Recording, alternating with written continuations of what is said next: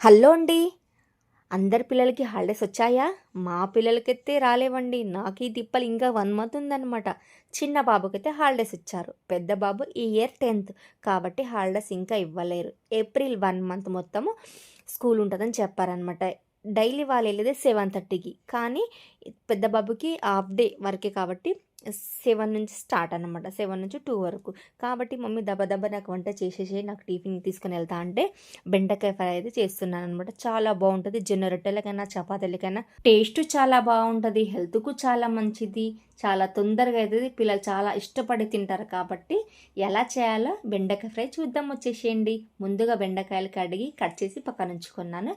వెల్లుల్లి కారం వచ్చేసి 10 పచ్చిమిరపకాయలు, ఒక గుప్పెడంతా వెల్లుల్లిరబ్బలు తీసుకొని అరకబరకగా మిక్సీకి వేసి పక్కన ఉంచుకున్నాను.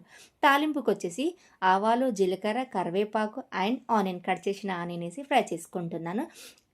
అది కొంచెం ఫ్రై అయిన తర్వాత అరకబరక వేసిన మిక్సీకి వేసిన కారం ఉంటుందో అది కూడా కొంచెం వేసుకోవాలి. అది కొంచెం ఫ్రై అయిన తర్వాత బెండకాయలు అనేది వేసుకొని ఫ్రై చేసుకోవాలి. పసుపు, సాల్ట్ వేసుకొని కొంచెం మగ్గనిస్తే వేడి బెండకాయ ఫ్రై అయితే రెడీ అవుతుంది అనమాట. ఇక్కడ చూడండి, సూపర్ టేస్ట్ అండి. జొన్న రొట్టెలకైనా చపాతీలకైనా. నచ్చితే మాత్రం like, share, comment and subscribe. Bye.